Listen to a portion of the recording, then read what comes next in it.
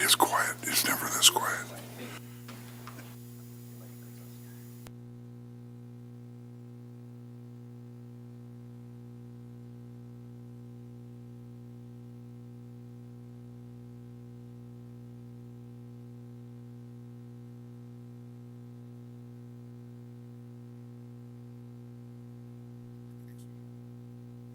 We're watching the clock. Welcome, everyone. Call to order. Welcome to all the guests, including our high school kids that are in the back. This meeting should be over by at least 11:15. So you should all be in good shape back there. And all your Facebook accounts are blocked in this building, so you'll have to pay attention. Pledge of Allegiance, we will have Kathleen Cole lead us in the Pledge of Allegiance. Over the podium, please. So we'll get started. Our Father, who art in heaven. Oh, I'm blanking right now. I pledge allegiance, sorry, to the flag of the United States of America and to the republic for which it stands, one nation, under God, indivisible, with liberty and justice for all. He overstressed on me.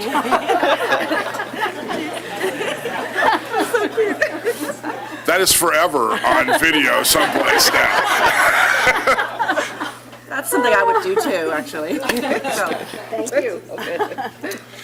Wow, that's a good start. Do I have a motion to adopt the agenda? so moved. Seconded. All those in favor? Aye. Aye. We have no readouts from closed session. Staff presentation and information. We have introduction of Assistant Director of Nutrition System, Dr. Stowe, or who's going to introduce? Oh, you don't have a readout about her? I have nothing about her here, but I'll be happy to read. See, Okay. All right, well, I don't have your resume in front of me, but I'd like to introduce Elisa Rubia, who is our new Assistant Director of Nutrition Services. Kathleen Cole has been working without an assistant director for 7 months. We've flown it a few times. It's a really tough position to fill, in fact, because you need to be a registered dietitian, and so although we hired Elisa a couple months ago, she has been interning in another location to earn her certificate so that she could then come to TUSD, and today was her first official day, although the board approved her at the February meeting. So I'd like to welcome Elisa. Come on up and say a few things, if you would, please. Hello, everyone. My name is Elisa Rabaya. Thank you so much for the warm welcome. I actually interned with Kathleen for the first 18 weeks of this school year, so I actually have experience with the district working in the various schools and the different kitchens throughout the whole district of Torrance. I'm really excited to continue working with Kathleen and the nutrition services team to just provide optimal nutrition for the students and the kids of Torrance Unified. So thank you for the opportunity. thank you very much.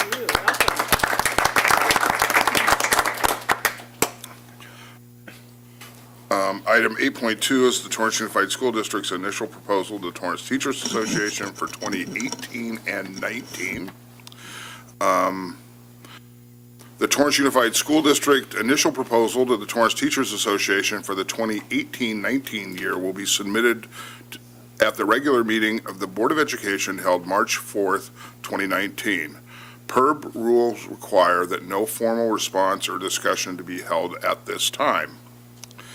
As you are aware, state law provides that we hold a hearing for public input regarding the Torrance Unified School District's initial proposal to the Torrance Teachers Association for 2018-19. Copies of the proposal will be available to the public at all city libraries and in the Human Resources Department. Time for public comment on the contract proposal will be provided at the March 18th Board of Education meeting. Thank you. Our report by student representative, Mr. Egan. Yes, thank you. I wanted to introduce our student representative, Jason Tinty.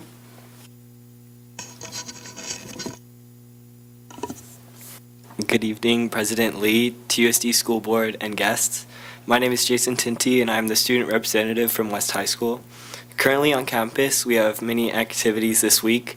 We have the Fine Arts Assembly this Wednesday and Thursday, which will have all of our fine arts on campus performing and showing off their skills to their peers.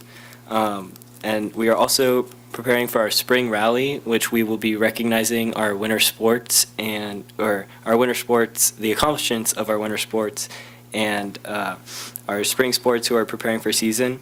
We saw many accomplishments from our winter teams this season, but two that stood out were our boys soccer team, which got second in state, and an individual wrestler, Yoshia Funagoshi, who placed 8th overall at CIF state championships. After this week, our lives don't get any less busy as we plan for our school Olympics, which we go all out. We decorate the quads with with class colors, and it's a whole competition that goes for 2 weeks, and it all boils down to which class has the most points in the end. It's friendly competition, brings school unity, and we really enjoy it on campus. You expect the seniors to win? Maybe. I think we catered it for our skills, maybe. And we're just trying to make sure kids stay excited coming to school as we go and through this long stretch of no off days waiting for spring break. And I have one last question, which I've been hearing a lot from faculty in fine arts, where they're dealing with having to ensure members or coaches who are not official faculty at West High, where they have to ensure say they're bringing on for our spring musical, theater is bringing on a tap dance coach, and that coach has to pay for their insurance, while if say a frosh soft football coach, their insurance is covered through the district. Why is it like that? Why are Well, Jason, you're going to be here till the end of the meeting, and Dr. Stowe over there will be able to answer that question in detail. Okay. And there's a lot of detail. And as an insurance guy, yeah, there's a lot of detail. So, but he'll be able to answer that question, and if you do not like the answer, then you can bring it up at the next meeting, and maybe we can talk about it. Thank you. Good. Thank you, Jason. And that's good for you asking, because we don't get those kind of inputs, and that's kind of a good thing. It really is a good thing. So, and Dr. Stowe can help you with that and get back to everybody, and if there's something we can do to help, we'll try. Good news student presentations. Dr. Kim. Thank you, President Lee. It's my pleasure to introduce one of our student leaders from Wood Elementary School, Lucy Cho. Can you please come on up? And let's give her a round of applause, everyone. Also joining us tonight is the principal of Wood Elementary School, Dr. Sean Johnson. Lucy, what's happening at Wood? Hello, my name is Lucy Cho, and I'm a 5th grader at Wood Elementary. This evening, I'm going to tell you about the Wood Talent Show. The talent show happens once every year under the supervision of Miss Austin, Miss Morimoto, and Miss Kwan Quinn. This year will be my 5th time performing out of my 6 years at Wood. 3 of those acts were singing and 1 of them was dancing. This year I'm going to sing again, but the thing that I really love about Wood's talent show is that you can do any act from singing, dancing, comedy, to even magic. You practice in the school cafeteria before and after school on Thursdays. During practices, we rehearse our act once. For me, it is also important to practice being a good audience and listening to the other people who practice really hard on their act. When the day of the talent show comes, everyone performs their act in front of the entire school. Also, during the evening, everyone performs their act once more in front of parents and family members. I love watching everyone else in my school show their talent and do their act. And trust me, Wood's got talent. All right. Congratulations. I went to Howard Wood in prehistoric times. Just the other day. It was a K-8 school at the time. Okay, oral communications. Oh, they're not here. No, they're not here. The Board of Education welcomes input from the public under oral communications in order to discuss district business in an orderly manner for the privacy and safety of speakers and to help staff respond more directly to board policies require that public presentations to the board comply with certain procedures, including speakers to non-agenda items may address only items that are within the subject matter jurisdiction of the board. Time allotted for such presentations is limited to 3 minutes. Total time allotted for public input on non-agenda items is limited to 30 minutes. A speaker may not relinquish her or his time to another. When addressing the board, speakers are requested to state their name, address to the president from the podium, and to adhere to applicable time limits. Complaints against employees or students will normally be heard in closed session, and the district complaint procedures should be followed before discussion with the board. The board may remove disruptive individuals and order the room cleared if necessary. Any person who willfully disturbs any public school board meeting is guilty of a misdemeanor. So we have a couple of people. We'll start with Deb DeBush. Here she comes. I caught her as she was going the other way. Good afternoon, Deb DeBush, TTA President, 1619 Cravens Avenue. Welcome, Student Representative from West High, President Lee, Cabinet, and School Board. Today I'm here speaking about the issues that we were having with the Power School maintenance and the password updates. I don't know if you heard any problems from either of these, but I'm here tonight to let you know personally that the password update was not a seamless and smooth transition. It was asked to be done at lunch. Doing it at lunch did not provide me with the instant what I needed to continue for the rest of my day. I was locked out of my computer pretty much for the rest of the day. I do have to say thanks to Phil and Rob, thank you, but Phil is the one that got back to me. They were able to finally figure it out so I could print what I needed to print from my computer for my scholars at the end of the day, which is their planner.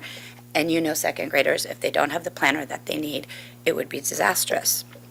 So I'm here tonight to ask you that these updates and maintenance be done at a time that doesn't interfere with our lunches, but also our instructional time. If they could be done, I'm sure you guys have a master calendar. You would be able to see when it can be done, that it doesn't interrupt with the start of a reporting period, and especially at our lunch. It was very stressful. I'm sure I wasn't the only one that had that issue. And then with the password maintenance, it started from 3 to 5, and I know that we have 4 days to get our grades in, but I'm sure some teachers were chomping at the bit to start working on that right after school, which meant that they wouldn't be able to start till 5 on Friday for the elementary. So, thank you. Thank you.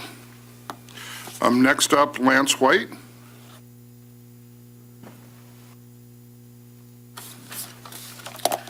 Good evening, President Lee, School Board, other members. Sorry, I'm not sure how to address everyone. It's okay, that's good enough. My name is Lance White. I reside at 5524 Arvada Street in Torrance, and I'm the Vice President of the Torrance Girls Softball League. I just felt it was pertinent at this time to bring a couple things to your attention. First, I want to express that the 304 girls/young women and 190 volunteers at Torrance Girls Softball League are very appreciative of the home that is provided to them at Sam Levy Adult School. In saying that, our goal is and always will be to work as closely as possible with Torrance Unified School District to resolve any issues that we have at any one time. And so one thing that I want to make sure all of the board understands at this time, over the past 5 years, Torrance Girls Softball League has grown by approximately 30% during that time, which is great for youth sports. I mean, with participation levels dropping from parents, et cetera, it's great that these girls have a place to go and play softball, and we extremely appreciate it. At this time, we are currently in a situation where the 30 teams that we have at Torrance Girls Softball League do not have enough fields to play on any given weekend. In 2017, we presented to, it was to Dr. Stabler and Dr. Stowe at the time, a presentation to add on to TGSL's existing lease to acquire the athletic fields that are located on the west side of Sam Levy Adult School. We also approached AYSO Region 15 Director Jimmy Zagata because they weren't using the space and they have no future plans to use that space. So we asked if it was possible if they would relinquish that space to us and allow us to lease that additional space at TGSL so we could build 2 additional fields there at TGSL's expense. Our plan is to build 2 small fields for our youth, for our younger age groups, so that everyone can play on a given Saturday instead of moving people around Saturdays, Sundays, et cetera. We were told that a 7-Eleven committee needed to be started. I understood that there were some time constraints, some different things happening, that it maybe wasn't the right time for that 7-Eleven committee to be formed. So we, as being gracious, we wanted to respect the wishes of our hosts, TUSD, and so we did not move forward with that 7-Eleven committee at that time. Fast forward to present time, we took it in that space that's not being used by AYSO, and we built a temporary field for our 6 and under girls. It's not really a field, it's just grass with some bases. We also use that for our... Was the lease modified for you to occupy that space? It was not. But that area, that space has been historically used for the past 18 years by TGSL for warm-ups, for their warm-ups for the girls, et cetera, et cetera.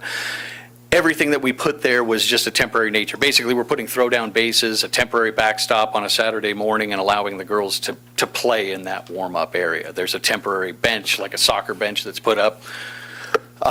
Nothing permanent. You can't tell that anybody's been there after we're gone, and AYSO wasn't using it. So, long story short, now fast forward to today, we've been recently notified that there's going to be 7 bungalows moved over to that same area. That doesn't present us with a problem at this time because we can move that temporary field over and still accommodate the girls in the way that we've been accommodating them. So we don't have any problem with that per se, but all we want to say at this time is that TGSL needs more space, needs more fields, and so in the future, if you guys could just, if everyone could keep that in mind, and if anyone has any ideas of what we can do to increase the space available so that TGSL at its expense can build additional fields at Sam Levy, it would be greatly appreciated. Have you talked to the city of Torrance? Because most of the leagues are on city of Torrance property, and they're probably better prepared to do That, this. you are entirely correct. I understand that TUSD is in the educating business, not in the athletic endeavors of the city of Torrance. But they are not at this. First off, our home is Sam Levy Adult School. We have a lot of infrastructure at Sam Levy Adult School. We have our snack bar, we have our boardroom, we have a ton of infrastructure. So for us to have games played at other places, it would require us to build an infrastructure at another location. Now, we're not opposed to that if the city were able to provide us with ample space for that, but at this time, all that we have is Sam Levy Adult School. Okay, good. Well, Okay. Dr. Stowe is there and able to talk to you. Okay, thank you. All right, I appreciate your time. Thank you. Thank you very much. Okay. Any other orals? I guess not. Those going to be very busy.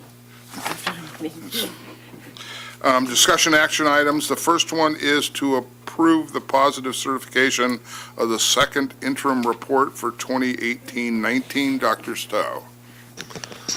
Thank you, President Lee, and members of the board.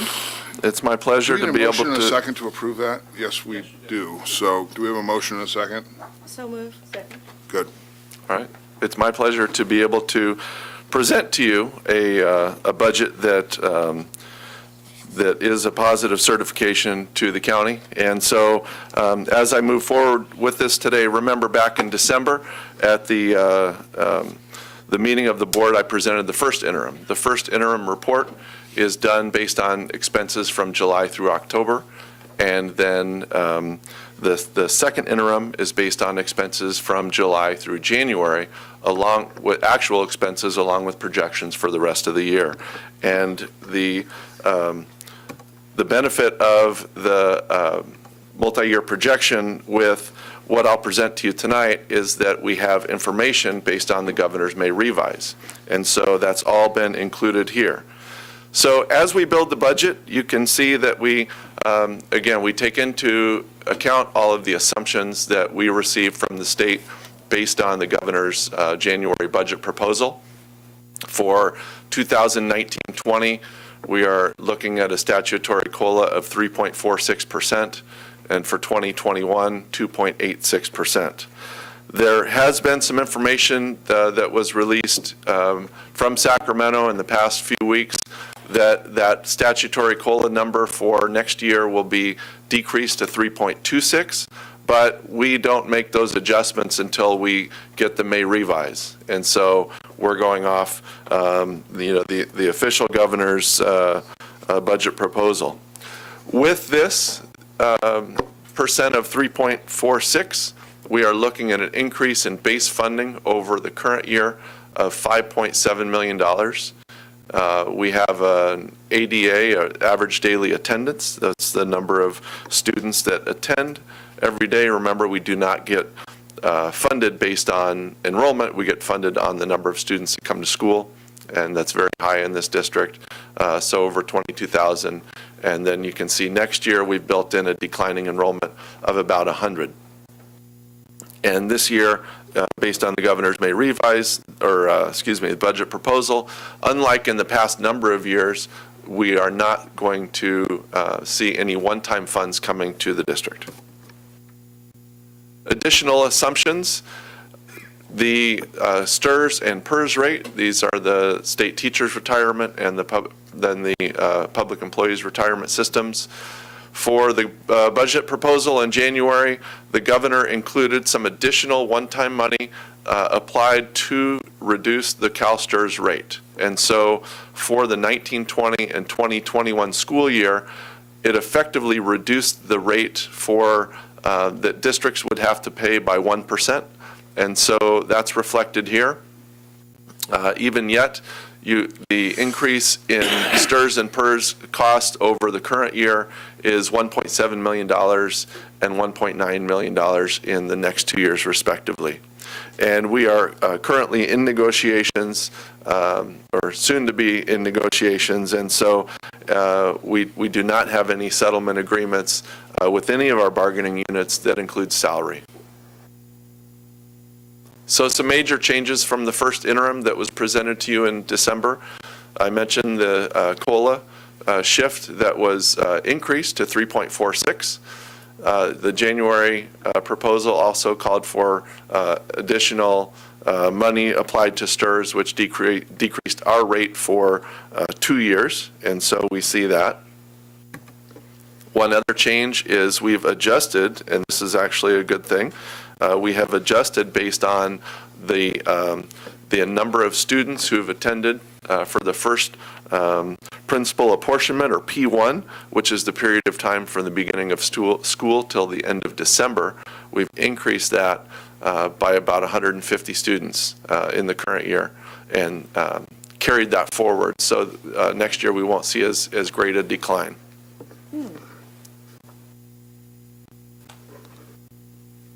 In our multi-year projection, you can see that we have a continued deficit spending structure, and it's been this way for quite a bit of time at the direction of the board. Continuing to maintain the programs we have and continue the operations, getting down to what I'll show you in a couple slides of the reserve that we're looking at for 2021. Additional components within the multi-year projection are the beginning and ending fund balances. So at the end of the 2021 school year, we're expecting an ending fund balance of roughly $24 million. And within that, not all of that $24 million is made up of dollars that were are across the board expenditures. And so we have certain things within there that we have committed for certain projects. And the one of the areas, and these again, these are our estimates based on what we believe at the end of 1920 and at the end of 2021 that we're going to have in these various categories. One of the areas is student achievement, teacher credentialing, textbooks, and other one-time monies that we've received from the state over the years. You see kind of the static number there, and that's because we are preparing, most of this is for textbooks. As we work with Ed Services and look at what's on the horizon with regard to textbook purchases, that's going to be one of the larger purchases that we need to ensure that we have funds for. And this other area committed for targeted students under the LCFF, this is the ending fund balance in supplemental funding that we expect to have at the end of each of these years.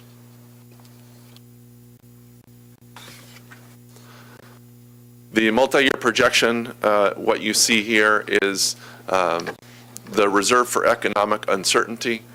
The district is required to have at the end of the third year a 3% reserve for economic uncertainty. That's in statute. And so when we look at the current year, next year, and then 2021 is when we need to maintain that 3% reserve. Based on our current situation and spending, we are estimating that we will have 4.63% reserve for economic uncertainty, slightly, a little more than 1.5% above, or in dollar figures, $4.2 million above the 3% reserve is what we have planned for next year. Again, these are all numbers based on the governor's January proposal.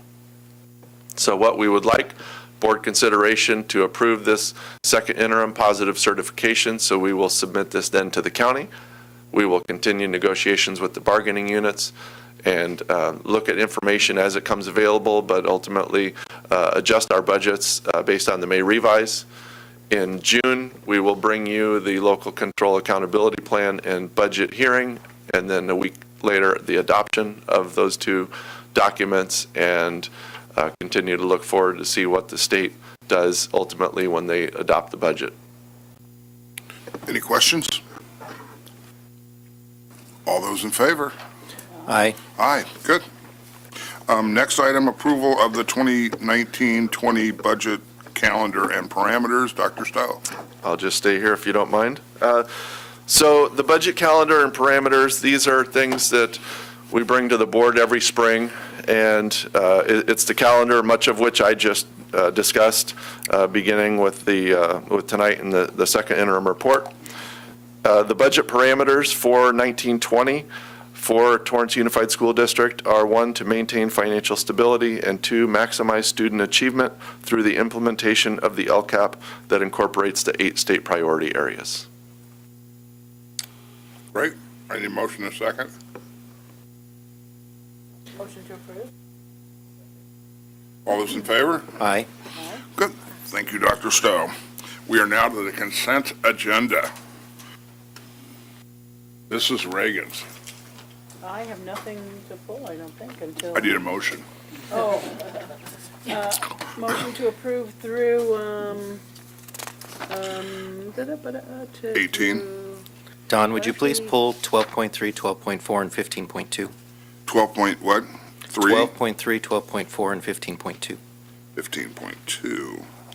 Okay, so you amend that motion for all the items except for those 3? Yes. Do we have a second? Second.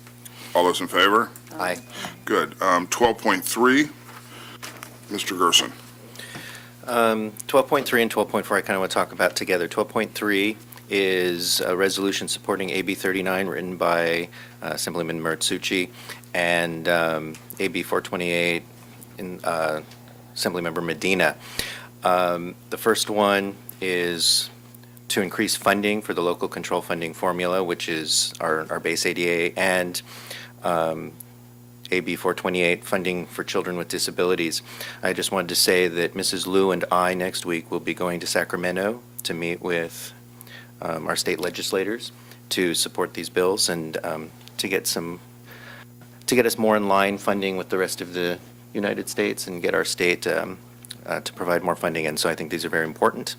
And I want to thank, I'm happy for the opportunity to go and advocate for our district and for these bills. Have a good time. Thank you. Do we have a motion to approve 12.3 and 12.4? Yes. So moved. All those in favor? Aye. Aye. Okay, 15.2. Mr. Gerson. Yes. Pull it up here. I wanted to congratulate Ms. Lori Akari on being selected for this program, the 2019 Army Educator Tour. It sounds very exciting, and I can't wait to hear what she learns and brings back for our community. Good. Motion to approve? Motion to approve. Second. All those in favor? Aye. All right, good. Okay. We are to the information items. Nothing much there. Mrs. Reagan's on SoCal Rock. Thank you. We did have a meeting, albeit brief, but I wanted to make sure to let you folks know that February of 2019 was Career and Technical Education Month, and they were identifying the contributions that SoCal Rock has made to our CTE education for our students, and appreciate that on their part and that they're still here going strong to do that. We also approved a contract with the School Services of California to do a review in terms of fiscal as well as performance evaluation on SoCal Rock. And that will be coming forward. It will require our school district to put probably 2 members of our administrative team onto a committee to do this. Each of the districts that are part of the JPA will be doing that. So they will be letting us know what the criteria are and what their anticipation is for any qualifications for those members. We haven't gotten direction on that yet, but looking forward to that in the very near future. The actual goal is to define a realistic as well as efficacious funding formula for SoCal Rock to help them to continue to operate and workforce services for our students. And that is it. I do have a few anniversary increments.